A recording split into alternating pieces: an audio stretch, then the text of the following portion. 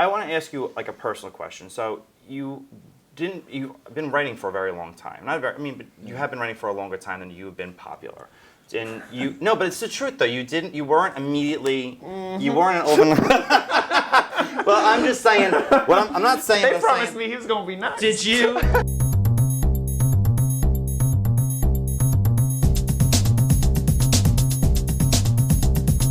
What is the best compliment that a student has ever given you? I just want to know. I get so many people who will come to me and who will say, dude, like, I've been like lied to and lied about by the media. I'm so sick of it. Everything in my college environment, everything in the media tells me there's something intrinsically wrong with who and what I am. And I discovered this crazy guy on YouTube. I discovered this Milo Yiannopoulos guy.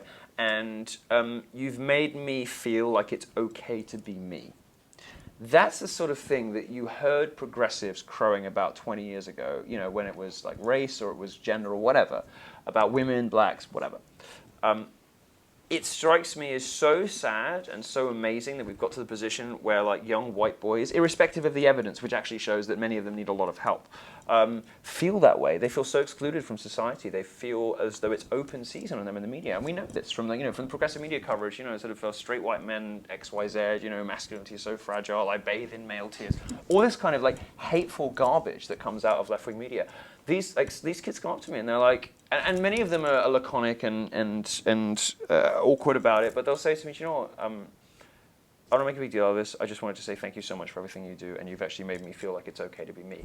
That's, to somebody that operates in the realm of satire and shitlording and jokes and mischief and irreverence and dissidence all the time, that brings me up short. It pulls me right back to reality, and I'm like, wow, what I'm doing actually really means something. What I'm doing is really important. And I think it's that explains the extraordinary growth in my profile and success. Yeah, I mean, if you were doing that for young black men or young gay people, you would have a Lifetime television movie right now about yourself. Yeah, I mean, but it's the fact that it's... I feel like I do enough for the black community. Do you, so. do you ever have a woman come up to you and say, I'm a former feminist? Yeah, all the time. You do? All the time. I converted so many of them, it's great.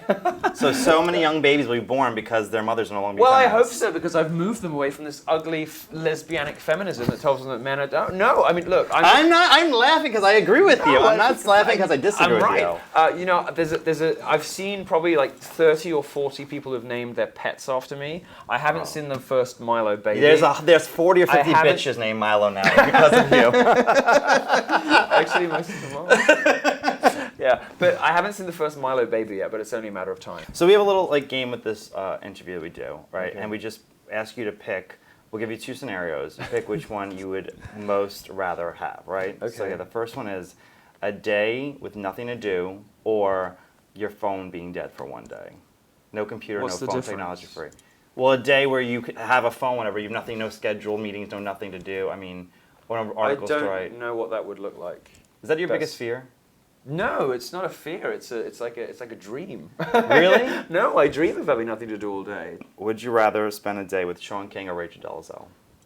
Which fake black person? Which fake black person? I spend so much time with real black people. I don't know if fake black people are going to cut it. Rachel Dolezal is obviously like a stupid up. She's obviously a very dumb person, like a really stupid person. And I don't think we'd have very much to talk about after the first 30 minutes. Sean King, on the other hand, is kind of like an intelligent but malevolent kind of sociopath. And I'd be quite interested to kind of get inside the head of somebody. And he's also a plagiarist, of course. Again, came out in the news today. And he paid everyone $1 to delete his tweets and stuff like that. Oh no, he's crazy. I think by his own estimation, he's raised like a couple of million, and nobody knows where the money went. All that kind of stuff. So I'd love to get to the bottom of some of that. I'd love to talk to him about, why he thinks it's. I think that his masquerading as black is of a different order to hers. She's obviously just damaged and in need, and like a lot of women, just want someone to love her, want some attention, wants affirmation, wants to be part of something. So I can understand what happened over there. But he's a little different. He's smarter, and he's in that way slightly more dangerous. And he's actually managed to sustain a career despite the fact that I broke the news about his fake race, and everyone else picked that up, and people now know that. He got ostracized from Black Lives Matter as a result of my reporting, and as a result of other people's reporting. We now know about his financial, whatever. I find him a more interesting and complex character. I would love to know where he's coming from, and I'd love to know in particular all these people who kind of these Walter Mitty characters. They either just do it for their own amusement or like self-aggrandizement, or they kind of have a higher calling, and they think that whatever they do is justified by the grand mission, by the great crusade that they're on. And I have a feeling that Sean King is one of those. I think he thinks that he's on this progressive crusade, and that whatever he does in his personal life is justified by the imbalance. The greater mission. Right. And I would like to know what he thinks that is, and I'd like to sit and dissect that with him. So it would have to be King. Okay. So no one really knows about Milo, but he went to school to be a theater critic. That's what he went to college for. Well, right? I wanted to be a theater critic, but I slept with the wrong person, so I ended up with a job in tech. Okay. So which musicals would you like to go? An Andrew Lloyd Webber one or a Stephen Sondheim one? Okay, that's not really a theater. But if you want to go gay Which with it, is not theater. If you want to go gay with musical theater or something else.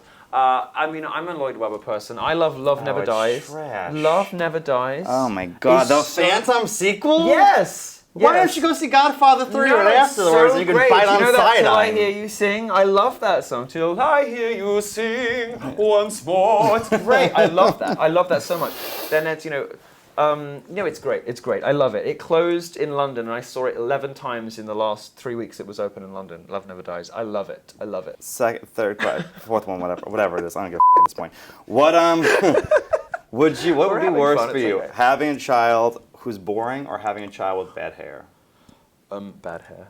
Really? Over a boring child? You can fix boring. No, you can't. You can go a long time on dumb, but you can't have it fixed boring.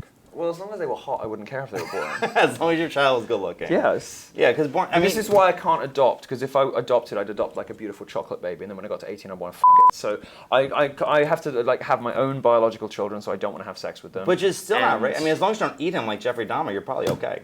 No, I don't think it's okay. I think it's still weird. I want to. I have to. Woody Allen made my a own. whole life out of just marrying his children. Well, I'm not Woody Allen. I don't know. You're half I want Jewish, my so I got own. I want my Jewish. I want my own biological children, so that I'm not tempted to have sex with them. And I would rather they were hot and dumb. Do you have like a mother like a carrier picked out? Yeah, I do. Oh, you did? I wouldn't call her a carrier. Whatever the hell it is. A friend. I don't know. Wow. That's very misogynist of you.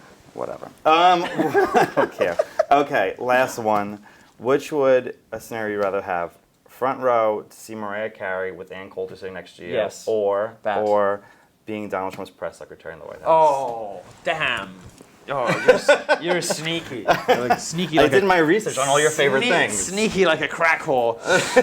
Well, Anne is a friend of mine, Yeah. and I've seen Mariah Carey front row many times. In Germany, you bought her CD, you traveled, you spent like $1,000, whatever. I spent like... I did my research. Well, it's good. More than most interviewers do. I spent $1,500 flying to Germany to buy Mariah Carey's new album a couple of years ago, because there was staggered geographic releases. And How I'm like, heavy was what she? are Like you- Mike Huckabee fat at that point, or was she like Kelly Clarkson, American Idol This has season been 1? so nice. I'm so happy that I came up for this. I'm really happy that I I'm just kidding. So, which one would it be? I then? would have to go for Daddy's press secretary. Oh, okay. Yeah. Oh, how many times have you seen Mariah, though? Oh, like 9, I think. Oh, okay. Is she that good, though, in real life? Yeah. Okay. Yeah, she's a beautiful angel from heaven.